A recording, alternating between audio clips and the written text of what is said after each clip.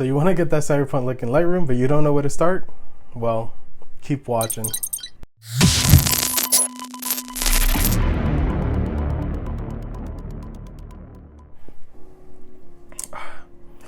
So by far, these are one of my favorite glasses. I'm going to be talking about these in later upcoming videos. So my name is Wilmer and I'm a New York City based photographer. I go by the name of Wilmer.lens on Instagram, and I do a lot of cyberpunk photography and also photo manipulations. So over on my Instagram, I get a lot of questions about how I edit my photos, how I get that cyberpunk look, and what programs I'm using. To answer that question, I use both Lightroom and Photoshop, but in today's video, I'm going to focus on Lightroom.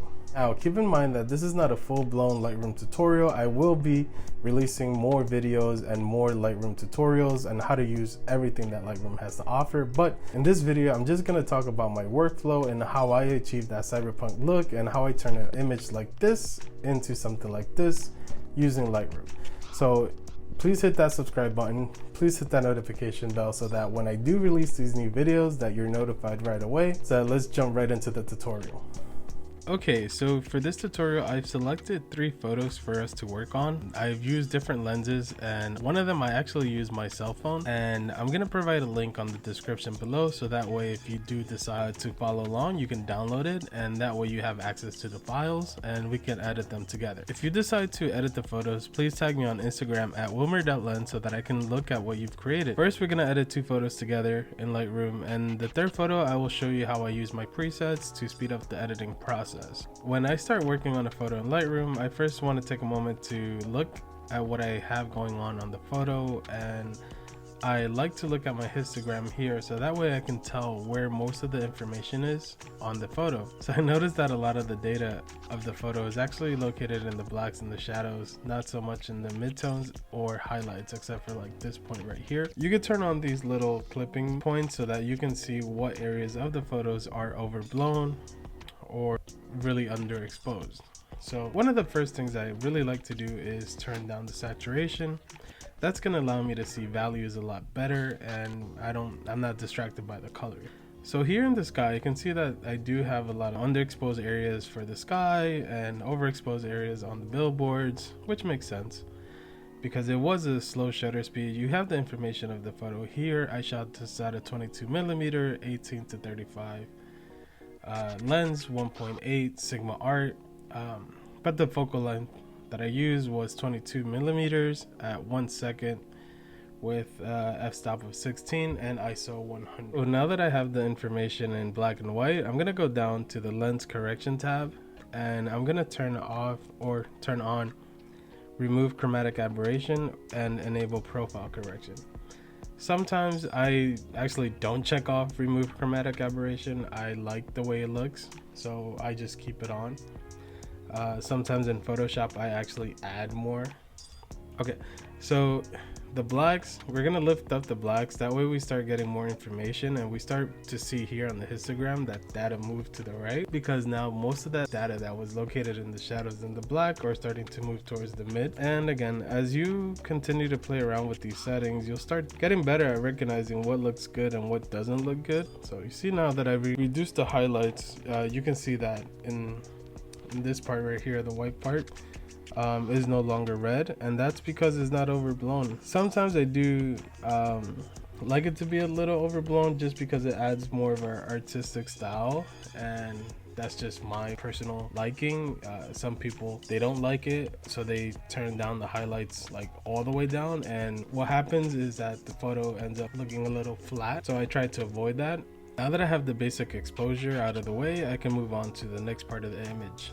Whenever I'm editing, I always like to break up the image into 3 parts. I want to do the lens correction, I want to do the exposure, and also the color grading last, because the color grading is what really brings it all together. So right now I'm going to play around with these sliders. Honestly, a lot of it is just playing around with the sliders to see what happens. If you notice, like the texture, it's a little bit too sharp, or if you add more clarity, it's going to be too sharp for me. For me, my personal style, I don't like it to be too sharp. I like to have that dreamy vibe. So in order to do that, I turn down the clarity or the texture a bit, but sometimes I do add it. It just depends on the photo and how I feel like I want to edit that photo. But for this example, I will be adding clarity and a little bit of texture, but not too crazy. Before I hit the vibrance, I'm gonna change the temperature of the photo, and I want to bring it down to more of a cooler side. I am really feeling these light trails. It really does give me these matrix vibes. So I was kind of thinking of a green style photo of yellow and green, but I can also do a cool tone, so maybe magentas and the blues, which are really popular with the cyberpunk world.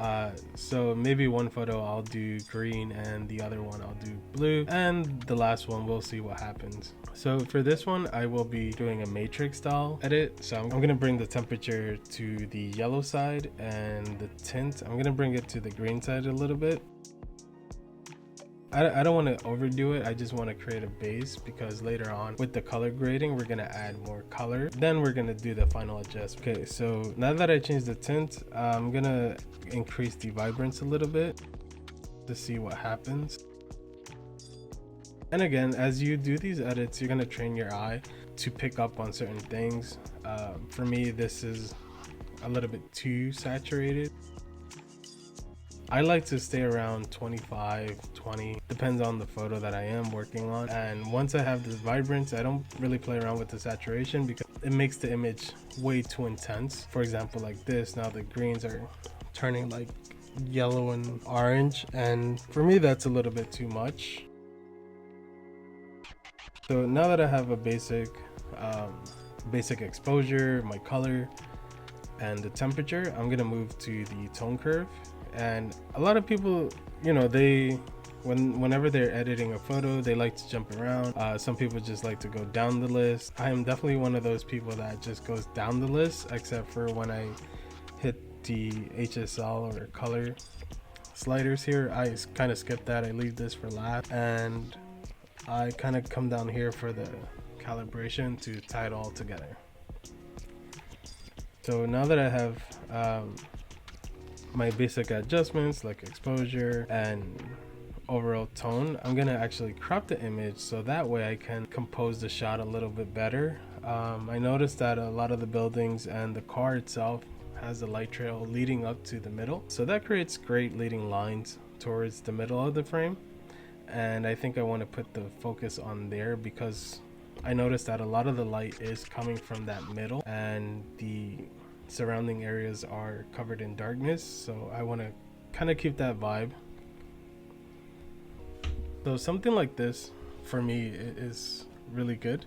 So now that I have my basic composition, I'm gonna play around with the tone curves. I usually start with the darkest point, and I create something that's called an S curve. This here is the blackest point of the photo, so I'm gonna lift it, and here when I see it start to come down, I'm just gonna bring that curve down, because I don't want to globally bring up those black points. I want to just keep it down here, but I also want to increase the highlight. This is gonna start to give it that cinematic vibe, you know, the matte blacks. It gives the image this moody vibe that you wouldn't otherwise get. For now, I'm just gonna play around with this, but if you know you wanted to, you can continue playing around with the different channels that they have, like the red, the green, and the blue.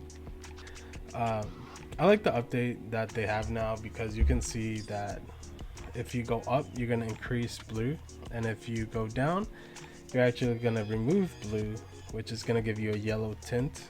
And same with the green. If you go up, you have green. If you go down, it's going to be more of a magenta purple. And with the red, same, like red or cyan. But to really get a cinematic look, you can just follow the same S curve from the beginning. So I'll do that now just so that you can see.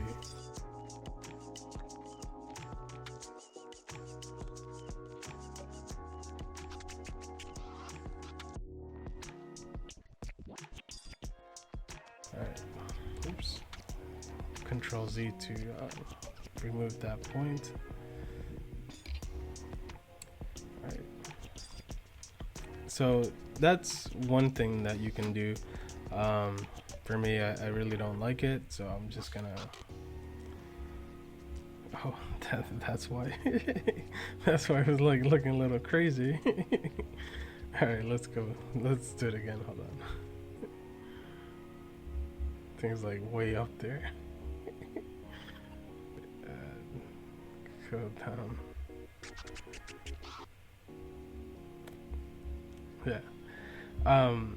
Yeah, just play around with it, have fun, and the more you do this, the more you'll notice, the more you'll train your eye. Let's just reset all the channels. That seems to be easier. All right, let's bring this back. I'm not gonna really play around with the highlights here. All right, so now that I have that out of the way, I'm gonna go down to the color grading slider. This is like one of my favorites. So I'm gonna first start with the highlights, and again, I wanted to do this matrix vibe, so matrix has a lot of greens and yellows. So I'm just gonna play around with this on the max to see what stands out to me. So I think I'm gonna go yellow highlights and maybe green, but not like, nah, that gives it way too much of a green tint. I want something that's a little bit more subtle. Let's go back up here and play around with these temperatures. Let's see what else I can. And it's okay to like jump back and forth between. It's something that you'll have to do quite often. When you find something you like and then you try a different setting and you're like, whoa, I actually like this a little bit better. This is just gonna increase the intensity of it. So I kind of like this. So I don't want the image to be fully covered in green tints. I also want these awesome colors to kind of shine through.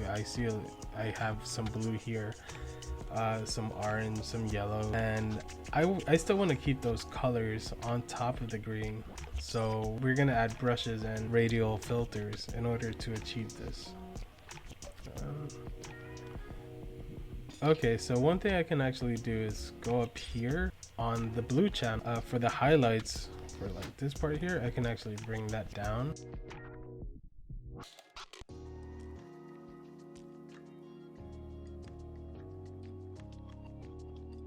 What's funny is that I actually did a couple of these before making this video. It's interesting to see that you're not gonna get the same image over and over. Every time I've done it, I've gotten different results, although I am following the same methods. So I'm gonna jump down to the calibration, and that's gonna actually help bring back some of these colors and add more intensity to like the green.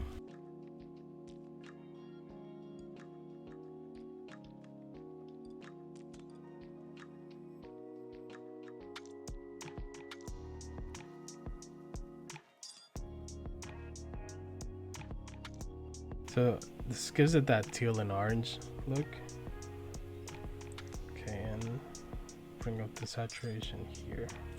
So I think for me, for right now, this is a point to stop, because I'm gonna play around with, now it's just fine tuning. So that's when you come here to like the hue, saturation, and luminance layers. So for my yellows, I'm gonna definitely bring up the yellows to try to get more out of it, and same with the orange. So this creates a little bit of depth to the photo. It makes it a little bit more interesting instead of just having one color wash the entire image. Green. I have my blues here. And you can see like the blue here on the histogram as well. I'm gonna create another video explaining the histogram and how you can use it to your advantage. So whenever I play around with these sliders, I am also looking at the histogram. All right, the yellow. I'm gonna bring up the saturation a bit on the yellow and orange. So I think this is good. And honestly, if you spend a lot of time editing a photo, relax your eyes, come back to it, because once you see it with fresh eyes, like once your eyes have relaxed, you're gonna be like, oh wow, this is this is not what it looked like before. I kind of don't like it, or you know, you'll just say, hey, I do like this. All right, so with the brush, I'm gonna reset this, and I'm just gonna double click on the effect to bring everything back to 0. And I'm gonna start painting maybe on this wall here. Now this is more of a personal preference and to see where I want the image to pop out. And so I'm gonna increase the exposure here and change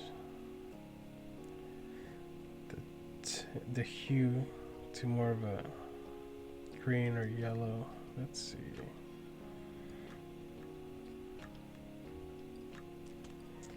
So maybe there, and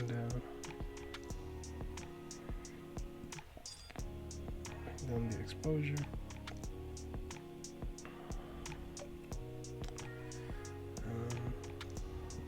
Use the same brush for this side, maybe up here.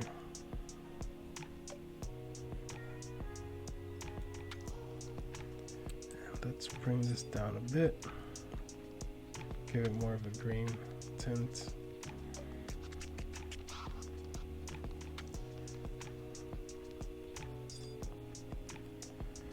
Okay.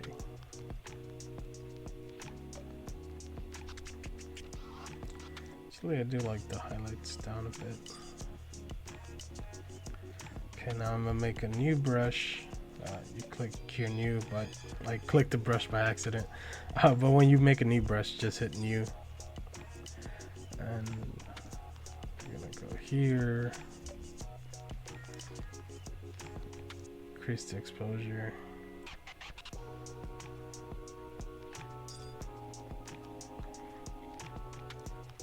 Texture a bit. Let's see if we can get this to more of the yellow side. Actually, this is good.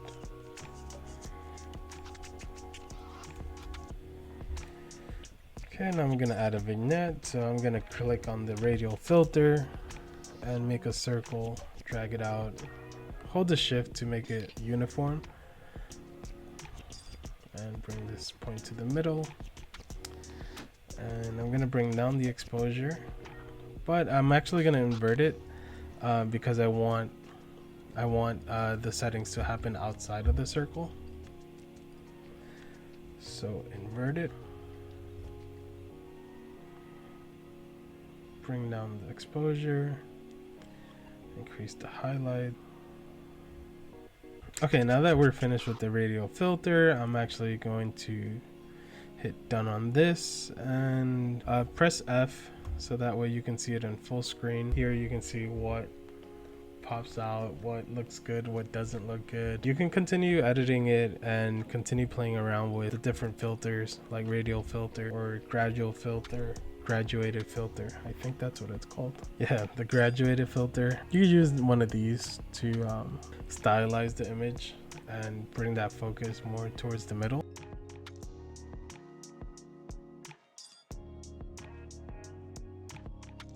So this is the before and this is the after. You can hit Y to see the before and after side by side. So I mentioned that I made a few of these earlier, and let's see what it looks like. This is 1, 2. This is very similar, and this one. All right, cool. So not bad. This to me is finished. I like the way it looks. If I do any more editing, it's just gonna be for like lights here to make them sort of pop out, sort of like this here, here, and maybe this one. I want to increase the exposure, not too much, and reduce the clarity so that way it gives kind of a haze effect. That's about it. So first image done. Now let's go to the second one. For this second photo, I'm gonna actually speed up the process because it's very similar to the first time, and I'm just gonna go right through it so that way we save a little bit of time with this tutorial. But before I do that, I just want to say I do like this photo a lot. I really like the composition of it. Here you have this little red neon sign. You don't need a lot of neon, so if you're out in an area where you don't have a lot of lights, you can find a small neon like this, take the photo, and then edit in Lightroom. So here we have a little red neon sign with the word cell phones on it. This lady is using a cell phone here, and this sort of creates like an arrow pointing down to the cell phone. You have three figures in the foreground, and they're all in shadow, which adds more depth. So now that I explained this photo a little bit, I'm actually gonna jump into the edit. And once again, I have the information for the camera settings here, which is the 50 millimeters. All right, so let me just go ahead and edit this real quick.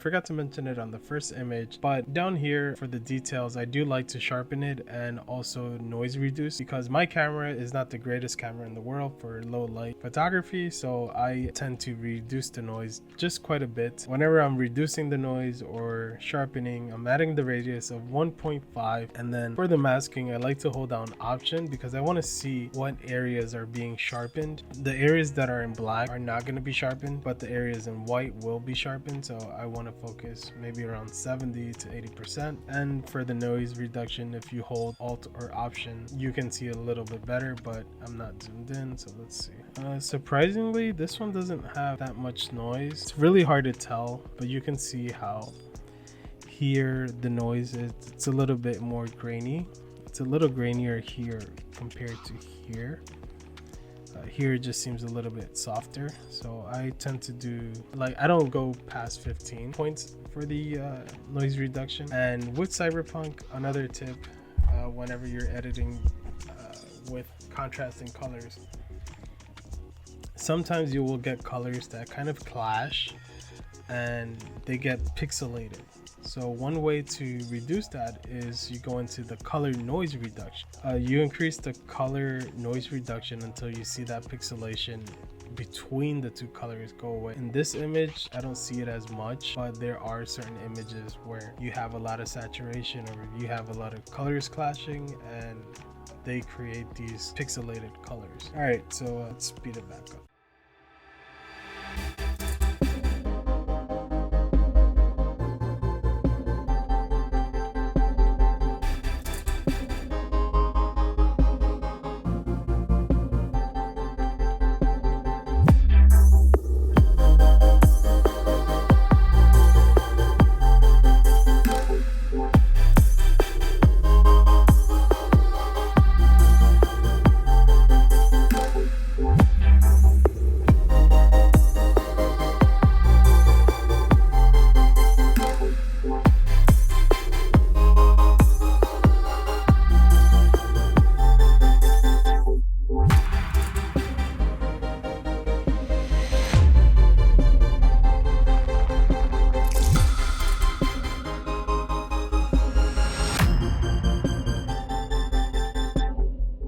I think for this image, I'm gonna leave it the way it is. I like the photo, I love the composition, I love the foreground here, this neon sign, and the background a bit. Like, I'm not gonna add anything else to it, I'm not gonna remove anything else.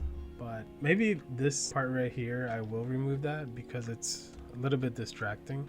So I'm gonna take this healing brush tool and I'm just gonna paint over that, and it should, I have it on clone, and it should sample from an area nearby and remove that. So I'm gonna do that same thing here. You can also paint the area and also reduce the exposure.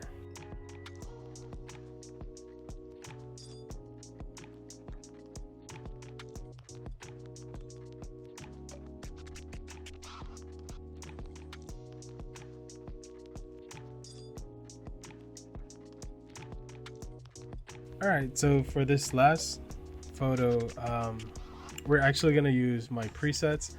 I have a preset pack and I'm gonna leave a link in the description below. I will be doing a sale, so whoever's subscribed to the YouTube channel and reads the description, you're gonna get $20 off my preset package. You're gonna get 50 presets which have different unique looks and they're all Cyberpunk related. I'm gonna again leave the link below, so check it out and use the promo code.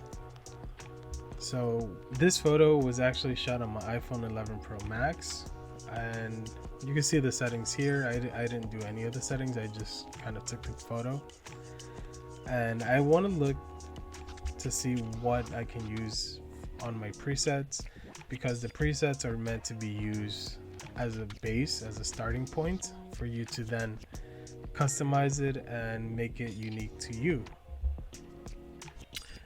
Let's go through these really quickly, see what I like. I really like that one. This is more of a synthwave retro vibe, and I like that. I really do. I don't know if you ever seen like Enter the Void, but that like really reminds me of it. All right, so let's see. I think Memories is pretty good.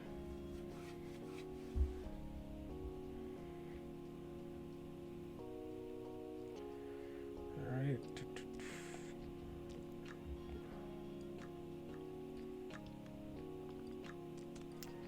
Ooh, I like that. Okay, I like that a lot. Okay. So hard to choose.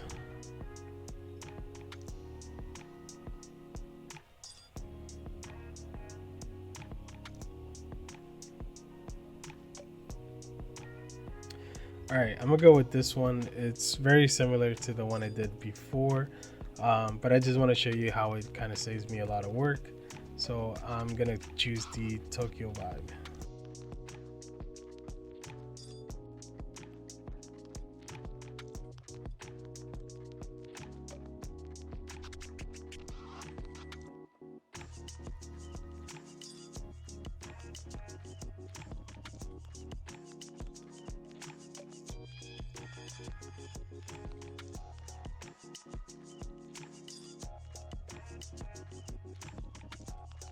Again, I used the color calibration kind of last, well, semi last. I think I used the hue saturation sliders last, because this is more refining, tweaking, and really getting those colors that you want. I use this before I jump into the sliders.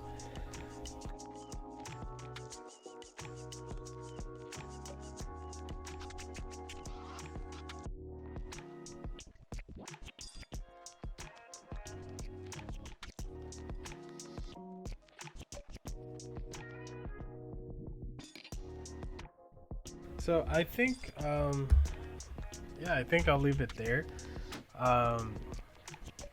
That's how I use my presets to speed up my workflow and get a lot of these photos out of the way. Sometimes once I see something that I like in Lightroom, then I'll just bring it over to Photoshop and continue editing. I'll add the glow effects, and that's gonna be on a later video. So please hit that subscribe button, please hit that notification button, so that way when I do release these videos, you're notified and you're not missing anything. Again, please check out the description on the link below, because I will be offering my presets at a reduced price, and you'll find the link for these photos that we use here today, so that way you can also edit and post them on your Instagram and tag me at Wilmer.lens. And thanks for checking out this video. Hope you enjoyed.